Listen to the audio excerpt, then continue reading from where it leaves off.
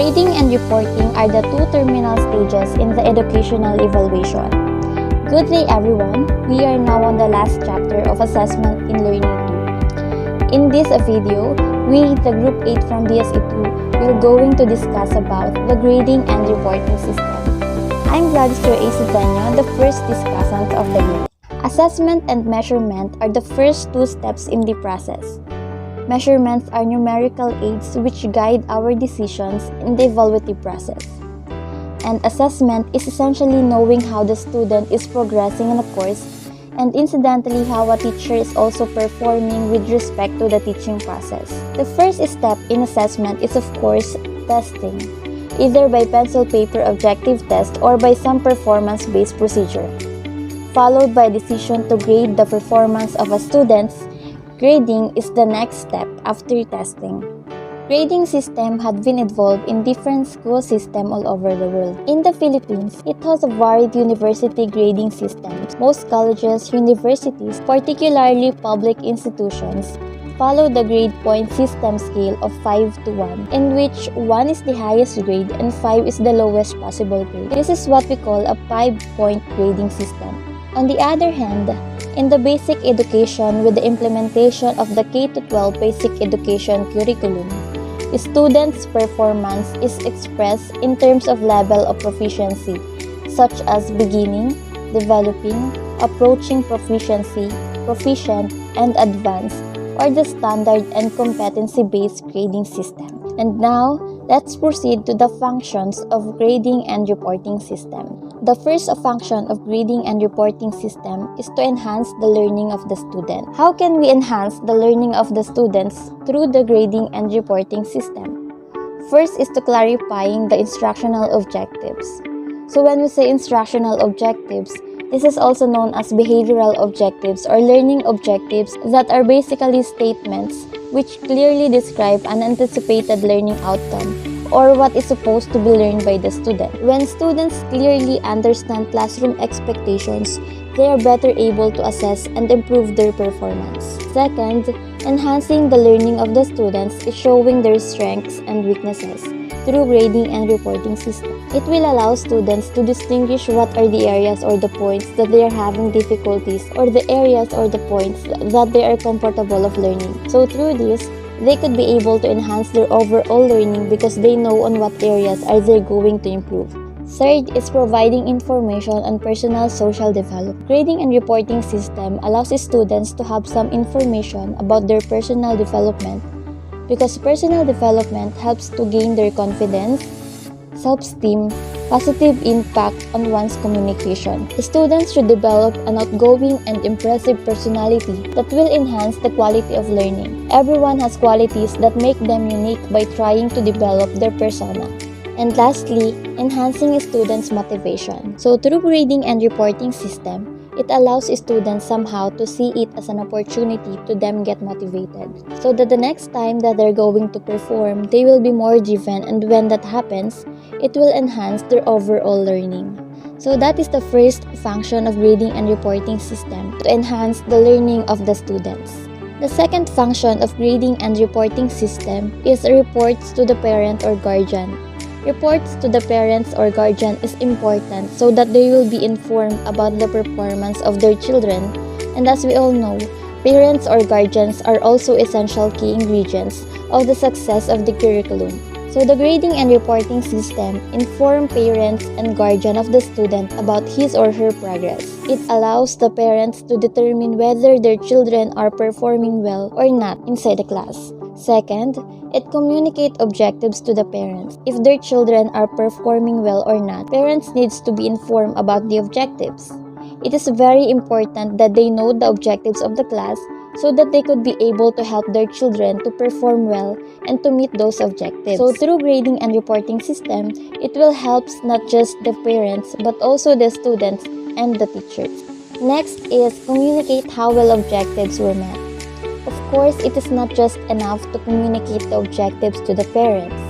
We need to tell the parents what objectives were met by their children and of course what are the objectives that are not, so that they could be able to do some adjustments or could be able to help their children and the teacher will be able to help the students also to meet those objectives as they go along. So that is the second function of grading and reporting system, to reports to the parent or guardian. So the third function of grading and reporting system is administrative and guidance uses. So the administrative and guidance purposes of grading and reporting system consist in helping to decide promotion, graduation, honors, and athletic eligibility. Of course, as we all know, students are having their best to perform inside the class. At the end of the school year, they will be recognized, and it's very important in grading and reporting system. It will help the administration to determine and to decide promotions for the students who will be graduating with honors and who will be the athletes of the year. So that is the importance of grading and reporting system in regards to the administrative and guidance purposes. Next is providing input for realistic educational, vocational, and personal counseling. There are instances that grades are reflects our performance, although it will not determine our intelligence, but somehow it will reflect our overall performance. So if ever you have saw students who is performing not that good inside the class, for example, his grades are not that good and so also he's not participating inside the class, so it will provide input for realistic educational, vocational, and personal counseling, because maybe he or she needs counseling. It will help the administrative and the guidance to help the students for their personal inquiries or they are having personal difficulties. We are not just having the grades of who will be running for honors or for those who will be eligible for being awarded. Instead, it will also help us somehow in our personal counseling if ever you will encounter in the near future. Take note, grades and report cards should promote and enhance learning rather than frustrate and discourage students. Because at the end of the day, we have to tell our students and we have to make them realize that grades are given for them to improve and it should not be a burden for them to the point that they will stop on studying. So as a teacher, it is also our role to motivate and encourage students to promote whatever they have received. It has a purpose and it is also our responsibility as their teachers to help them realize those purpose, and that includes promotion and learning. So that will be all for the functions of grading and reporting system. Now, let's proceed to the next reporter. Types of grading and reporting system. What is grading? What is grading? In education, grading is the process of applying a standardized measurement of varying levels of achievement in a course. Grading is a way for educators to evaluate each individual student's performance and learning. Grading can include letter grades, percentages, and even a simple pass or fail. In short, grading is the documentation of progress both of the student and the teacher. Grading is a process by which the educators evaluate the performance of the students as well as to know their progress in a particular subject. We all know that the grade represents the extent to which the intended learning outcomes have been achieved. Types of grading. Traditional letter grade system. In the traditional grade system, a student and their performance are summarized by means of letter. Thus, A stands for excellent, C stands for average, and D stands for needing improvement, and an F as a failure. A letter grading system is the one that uses a letter scale instead of numbers to categorize students into a certain band. Next, pass or fail. The pass or fail system utilizes a dichotomous grade system. Either a student has compiled and reached certain standard, in which case he passes, or he failed to do so and he gets a failing mark. Pass or fail uses a binary grading system which your college transcript will not include a letter grade. Instead, you will receive credit based on whether or not you completed satisfactory work in the class. Checklist of objectives. In this system, the objective of the course are enumerated. After this objective, a student's level of achievement is indicated, such as outstanding, very good, good, fair, or poor. In such case, checklist of objectives is most commonly used in elementary school, in which each item in the checklist can be rated as outstanding, satisfactory, and unsatisfactory. Letter to parents or guardians. They have limited value as sole report because they are very time-consuming to prepare. The accounts of weaknesses are often misinterpreted by parents and guardians, and they are not characterized as systematic nor communicative. This is a very time-consuming one. That is why it is rarely used or done in school. Aside from that, parents may misinterpret if the giving of grades is done by letter, as well as if they only use this way as a report of the child's performance. Portfolios is a set of purposely selected work with commentary by student and teacher. Portfolios are used for showing students' strengths and weaknesses. Instead of grading students solely on standardized tests, unit tests, and quizzes, a portfolio serves as a compilation of student work meant to show growth over time. Lastly, parent-teacher conference. This requires that parent of pupils came to a conference with the teacher to discuss the pupil's progress. Parent-teacher conference is also time-consuming. It is usually used in elementary school. This day, I will discussing the development of grading and reporting system. First, let us define the word grading system and reporting system. Grading system is the system that the school has developed to guide how teachers assess and guide students' work. Reporting system is the system that a school has developed to the organization of assignment scores in grade books, either online or paper, and the determination of final grades for report cards and transcripts.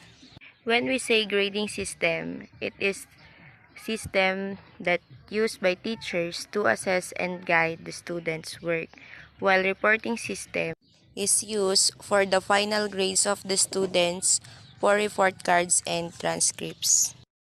In developing grading and reporting system, there are three qualities: the validity, reliability, and the quality. First, let's talk about validity. Validity refers to the appropriateness and adequacy of interpretation made from that information. Like for example, if an assessment is to be used to describe students' reading comprehension, evidence should actually reflect reading comprehension and not other irrelevant factors. Second, the reliability. Reliability refers to the consistency of assessment result. Like for example, attain very similar scores when same assessment procedures are used with the same students at two different times. Results have a high degree of reliability. And the last one is quality. Quality is the more source of evidence on students' learning, the better information can be reported. Like for example, any single source of evidence of students' learning can be imperfect. It is essential that multiple sources of evidence in grading and reporting system. And lastly, the purpose of grading and reporting system. Grading system. The purpose of grading system is to give feedback to the students so they can take charge of their learning and to provide informations to all who support these students, teachers, special educators, parents, and others. While the purpose of reporting system is that reporting system is to communicate the students' achievement to families, post-secondary institution, and employers. And that's all for my report. Thank you for listening. Good day everyone. I am Milky Alcantara from BSE2 and I'll be discussing the topic assigning letter grades and computing grades. We all know that grades reflected on report cards are numbers or numerical quantities. However, there had been some changes with the grading system this past few years. The DepEd implemented a new system in which the traditional numerical values in the report cards of the students will no longer appear. Instead, the grades will be represented by letters, and this is called letter grades or grade letters. So what do we mean by letter grades or grade letters? Grade letters, also called letter grades, are symbols used to represent a range of grades. The new grading system is further explained and implemented through the DepEd Order No. 31 Series of 2012 or the Policy Guidelines on the Implementation of Grades 1 to 12 Basic Education Curriculum or BEC. In the new grading system, the letters actually represent levels of proficiency as abbreviated. To rate the learning outcome of students, teachers will be giving a grade A or advanced to students with 90% and above rating, B or proficient to students with 85 to 89% rating, AP or approaching proficiency to students with 80 to 84% rating, D or developing to students with 75 to 79% rating, and B or beginning to students with 74% and below rating. In the new system, the student's performance will still be assessed at 4 levels, which is knowledge with a weight of 15%, and under the scope of knowledge are the facts and opinions that the students acquired through learning. The next is the process or skills with a weight of 25%, which pertains to the cognitive operations of the purpose of constructing meanings and understanding. Next is understanding with a weight of 30%, in which comprehension to ideas, principles, and generalization inherent to a discipline is measured. And lastly is the products or the performance, in which the real-life application of understanding as evidenced by the student's performance of authentic tasks. All in all, in total of 100%. So this is an example of how letter grades are used on report cards.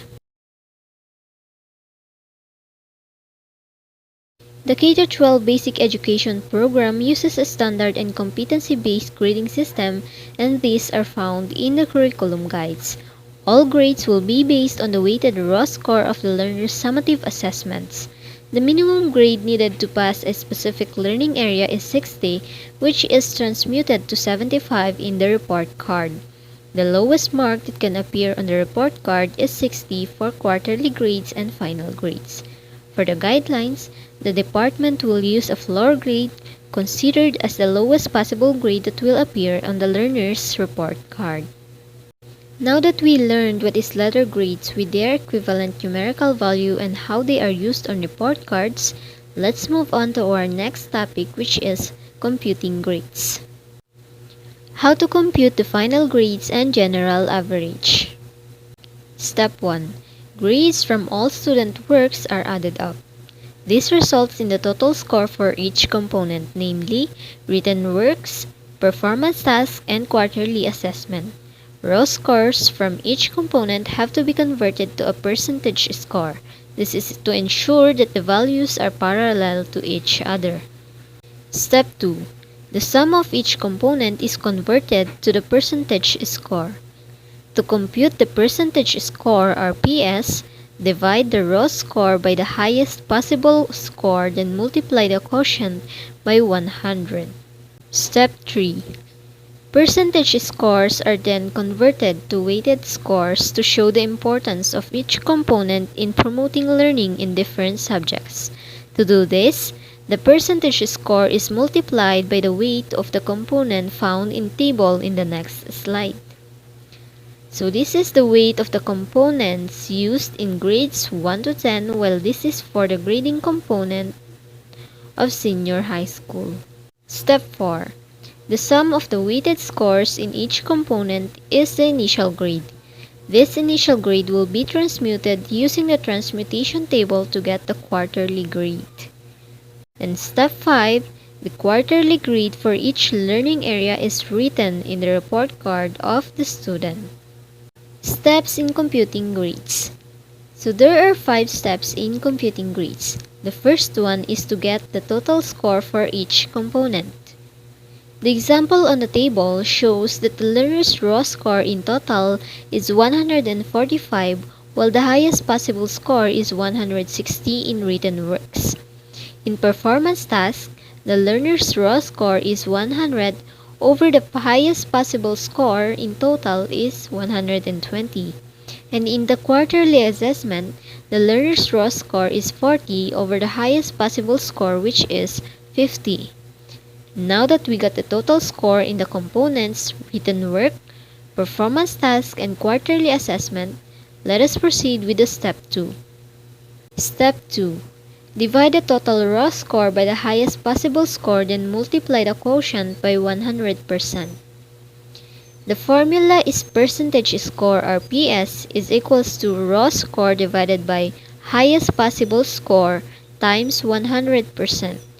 In the step 1, we got a learner's raw score of 145 over the highest possible score of 160.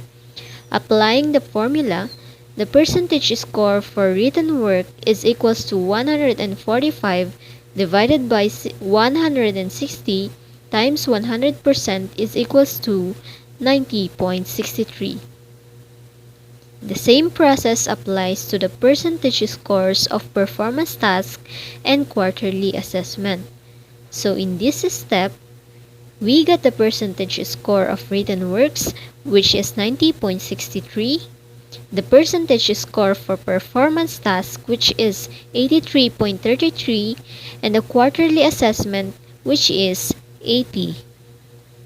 Now let's move on to step 3. Step 3. Convert percentage scores to weighted scores. Multiply the percentage score by the weight of the component. In Table 4, we saw the equivalent weight of components used in grades 1 to 10.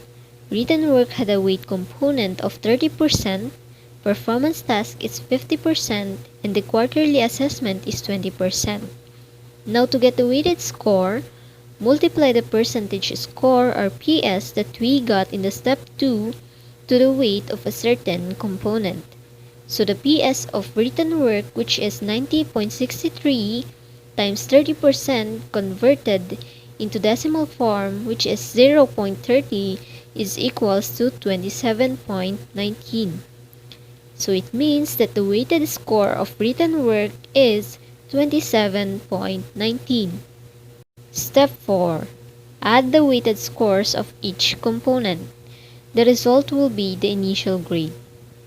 In the component written work, we get a weighted score of 27.19.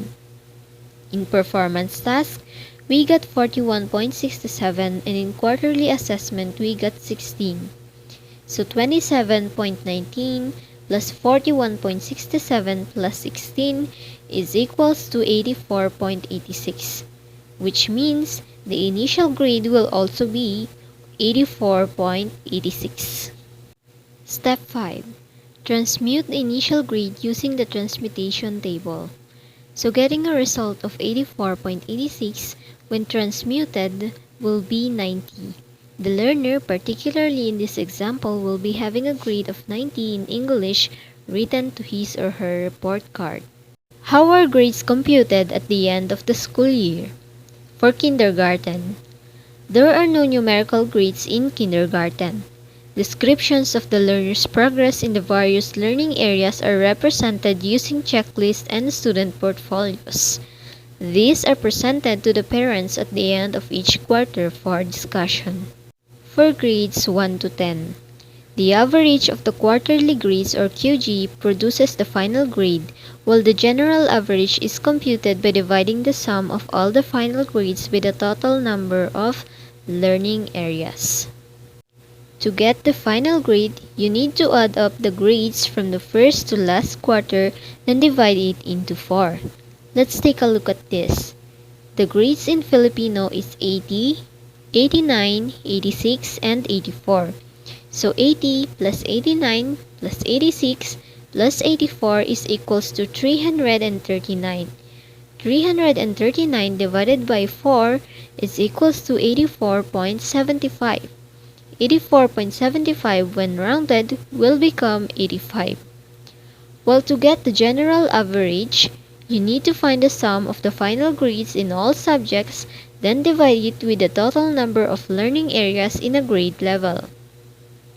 So in this example, the final grades are 85, 90, 83, 86, 91, 90, 81, and 85. All in total is 691.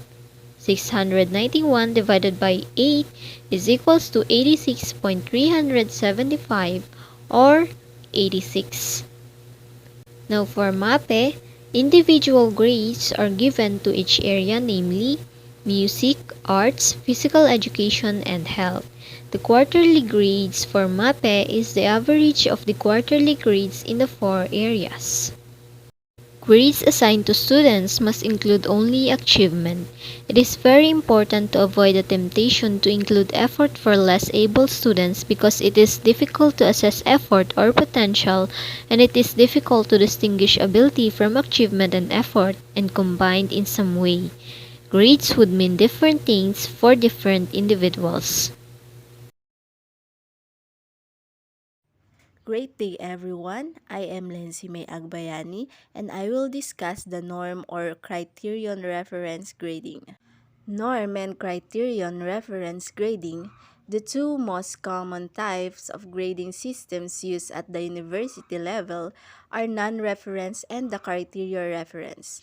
Many professors combines elements of each of these systems for determining students' grades by using a system of anchoring or by presenting grading criteria which is later adjusted based on the actual student performance.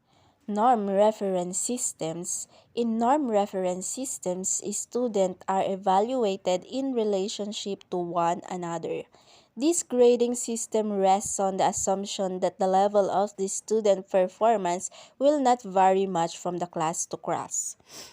So in this system, the instructor determines the percentage of the student assigned each grade, although this percentage may be determined or at least influenced by the department policy. So to further understand what norm reference grading, let's take a look at the advantage and disadvantage of norm reference grading. The advantage of norm reference systems are very easy to use. They work well in situations requiring differentiations among students. They are generally appropriate in large courses that do not encourage cooperation among students but generally stress individual achievement. The disadvantage of norm reference system. One objection to norm reference system is that an individual grades is determined by not only by his or her achievement but also by the achievement of others. A second objection of norm reference system or grading is that promotes competition rather than cooperations. So these are the some example of norm reference grading system. So percentile rank, the formula is L is equivalent to percentile, M is for score, N is for number of observation divided by 100. So for the second one is the standard 9 or some example of norm reference grading system, and the last one is the mean. Norm reference grading system. So for example, the 10 student in different class with different scores, section A and section B. Midterm scores 100 items, same test paper. So here show the data set, the class A and the class B. So for the student in class A has the row score of 75, this refers to 80% percentile rank, while the student in class B has row of score of 90, which also has a percentile rank of 80%. So as we can see, the percentile rank of the student differs regarding to which class he or she belongs. Possible modification. When using a norm reference system in a small class, the allocation of grades can be modified according to the caliber of students in the class. One method of modifying a norm reference system is anchoring. So if instructor have taught in a class several times and have used the same or equivalent exam, then the distribution of the test courses accumulated over many classes can serve as an anchor. So the present class is compared this cumulative distribution to judge the ability level of the group and appropriate on location of grade. So, anchoring also work well multi-section courses where the same text, same syllabus, and same examination are used. The common examination can be used to reveal whether and the class group differ in the shipment and the grades individual can be adjusted accordingly.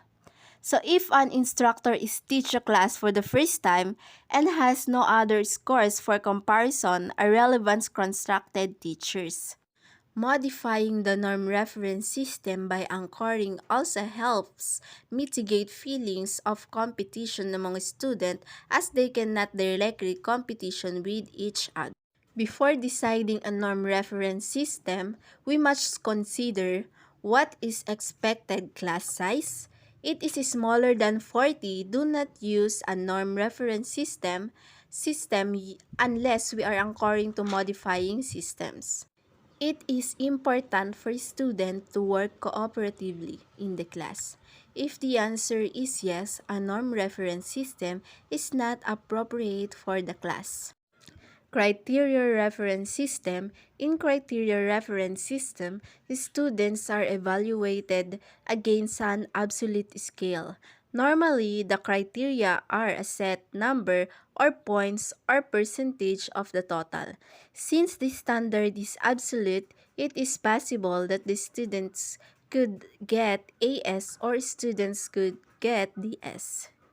Advantage of norm reference system is students are not competing with each other and are thus most likely to actively help each other learn. Disadvantages is it is difficult to set reasonable criteria for a student without a fair amount of teaching experience.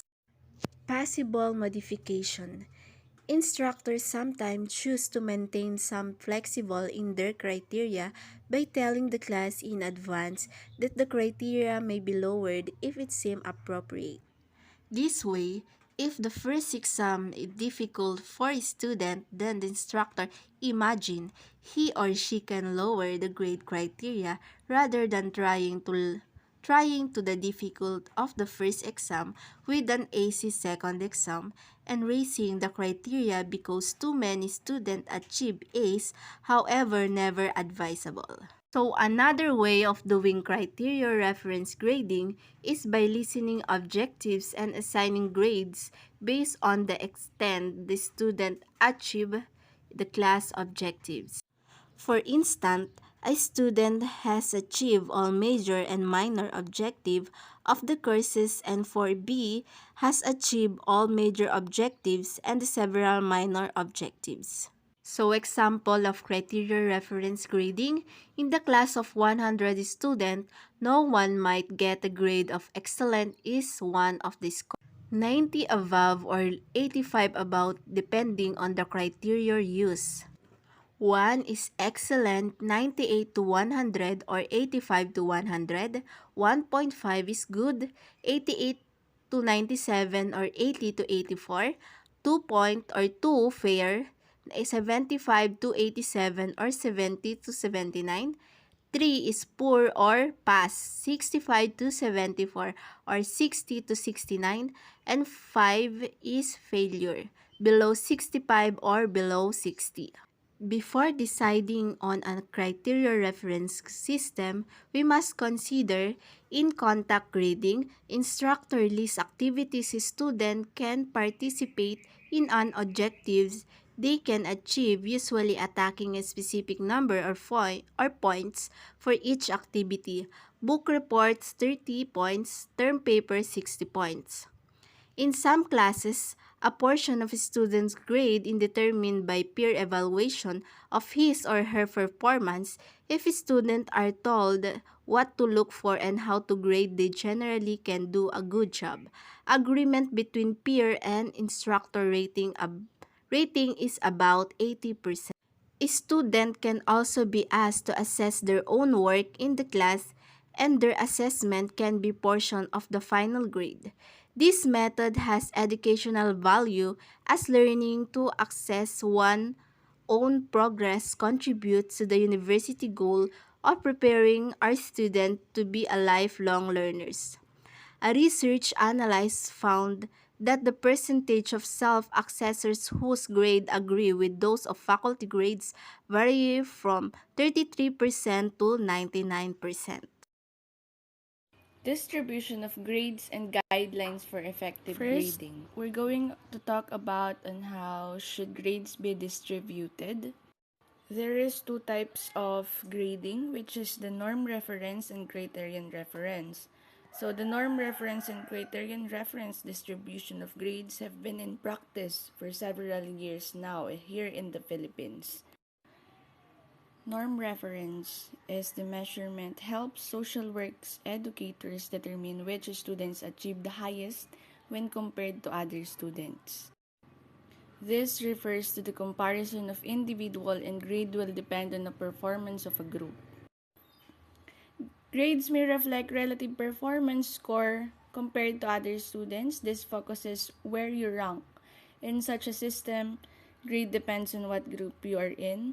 Typical grade may be shifted up or down depending on group's ability. Widely used because much classroom testing is norm reference. The disadvantage of norm reference grading is it is an individual grade is determined not only by his/her achievements but also by the achievement of others. The second type of grading is the criterion reference. It measures how well a student has mastered a specific learning goal or objective. A student's performance is judged by how closely it matches the criteria. It reflects absolute performance, for example, score compared to specified standards, and it focuses on what you can do. Grades may also reflect absolute performance score compared to specified performance standards. In such a system, grades does not depend on what group you are in, but only on your own performance standards. Grading is a complex task because grades must clearly define at the domain, clearly define and justify the performance standards, be based on criterion reference assessment. Conditions are hard to meet except in complete mystery. In this type of grading system, it uses criteria students' assessment. This criterion will be the teacher's basis on giving grades. This is the specific objective to be followed. In this slide, we were going to talk about the issues happening in giving grades. Normal curve is defensible only when we have large unselected group. So, by using norm reference, there is such problem because this only used for assessing the performance based on the rank of the student. But when there is only one student, it's hard to determine the level of performance because there is just one student. You cannot compare it to others. But when grading on the curve, school staff should set fair ranges of grades for different group or courses. So this is also the issue because, for example, in a school, there are different courses or strands. For example, HUMS, textbook, or STEM. It's hard to determine who will be the salutatorian or valedictorian because it has different criteria and it uses other assessment method. To get their grade, so it need to set one criteria and assessment method for fair judgment and giving grades depend on their courses and strand. So, when grading on the curve, any pass-fail decision should be based on the absolute standard or fail the minimum standard.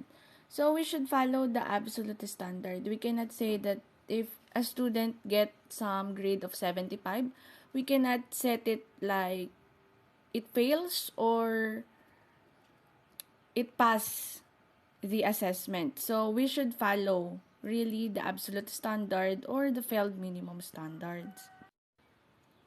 On the other hand, the criterion reference or absolute have assessed absolute levels of knowledge. Grading system is not an issue because it seldom uses letter grade alone, and it often includes checklist of what has been mastered. The administration of grades is not predetermined. The following guidelines for effective grading and reporting are recommended for the use in the Philippine schools. So the first one is describe grading procedures to students at the beginning of instruction. So the teacher should give instructions so that student will know what level of performance they need. And this shows the percentage. This will be their guide. Clarify that course grade will be based on achievement only. So this only based on their achievement. Number 3, explain how other factors, efforts, work habits, etc. will be reported. So this will determine that their efforts or the teacher will explain what will be the effect or the additional grade of their efforts or works. Obtain valid evidences like tests or etc. for assigning grades. So the assessment or the evidences for assigning grades. Also avoid biases. Try to prevent cheating. As a teacher, we should be transparent. We should not copy the grades of other students. We should assess the student fairly. We should be honest in giving grades. Return and review all test results as soon as possible. So this is crucial, so it need to be checked it thoroughly. Properly weigh the various types of achievements included in the grade. So this needs to have a transparent review.